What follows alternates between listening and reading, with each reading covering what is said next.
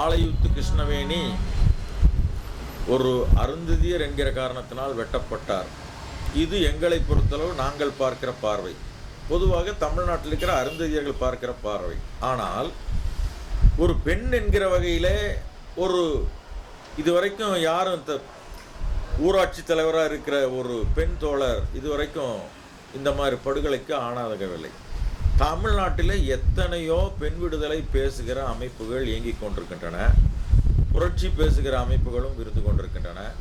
அந்த பெண் விடுதலை பேசுகிற அமைப்புகளெல்லாம் இப்பொழுது எங்கே போயின? அவர்கள் இப்படிப்பட்ட இந்த நிகழ்விலே ஏன் எந்த நடவடிக்கையும் எடுக்கவில்லை? பெண் விடுதலை பற்றி பேசும் பொழுது வாய்க்கிளிய பேசுகிற பல அமைப்புகளை நான் பார்த்திருக்கிறேன். இன்னும் ஈழ விடுதலை பற்றி பேசும் பொழுது அதை பேசுவதற்கு நிறைய பேர் இருக்கிறார்கள், வருகிறார்கள், பேசுகிறார்கள். அது உலக செய்தியாக மாறுகிறது.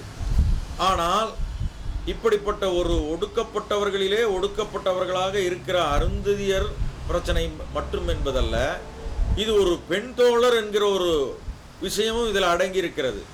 ஆக இதில் பெண் விடுதலை பேசுகிற யாரும் இதில் எந்தவித இயக்கமோ போராட்டமோ நடத்த முன்வரவில்லை என்பது மட்டுமல்ல, சாதாரணமாக இது என்ன என்று கேட்கக்கூட அவர்கள் தயாராக இல்லை என்பதுதான் தமிழ்நாட்டில் இருக்கிற அந்த சாதிய இறுக்கத்தினுடைய அல்லது அந்த சாதி வெறியினுடைய தீவிரத்தை நான் இங்கே சுட்டிக்காட்ட விரும்புகிறேன். மேலவளவில் வந்து முருகேசன் வெட்டப்பட்டு மிகப்பெரிய போராட்டமாக வெடிக்குது. அதை தவிர்த்து சட்டம் செய்வார்னா போராட்டங்கள் வெடிக்குது. கிருஷ்ணவேணி போராட்டம் இதெல்லாம் 10 வருஷம் நடக்குதுங்க. என்னதான் போராட்டம் நடக்குதுங்க அந்த மாதிரி? அப்படின்னா அப்பயும் ஒன்று நடக்குது. 10 வருஷத்துக்கு முன்னாடியும் போராட்டம் பண்ணி பண்ணுறாங்க, இப்பயும் பண்ணுறாங்க. இதுக்கு என்றைக்கு தான் விடிவு காலம்? உங்களுடைய அதனுடைய ஃபெயிலியராக இது சக்ஸஸாக மூமெண்ட்டுடைய மற்ற மூமெண்ட்டுகள் எந்தெந்த மூமெண்ட் அந்த சக்ஸஸாக ஃபெயிலியராக எதனால தொடர்ந்துகிட்டே போகுதுங்க? மேலவளவன் முருகேசனிலிருந்து தலித் பிரச்சனைகள் தமிழ்நாட்டிலே எப்பொழுது ஏற்பட்டாலும் ஒரு சில இயக்கங்கள் அதிலே கையில் எடுக்கின்றன. அந்த ஒரு சில இயக்கங்கள் கையில் எடுக்கும் பொழுது அவர்களே அதை தீர்வு வகிக்கிறார்கள்.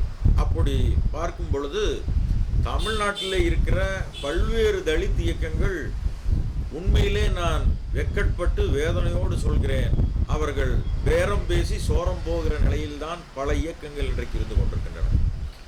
அது மட்டுமல்ல, தமிழ்நாட்டிலே தலித் இயக்கங்கள் பெரிதாக வளர்ந்துவிடக்கூடாது என்பதிலே இங்கே இருக்கிற சூத்திரர்கள் என்று அழைக்கப்படுகிற பிற்படுத்தப்பட்ட சமுதாயத்தைச் சேர்ந்த அரசியல்வாதிகளும் அரசியல் கட்சிகளும் தீவிரத்தன்மையை காட்டுகின்றன.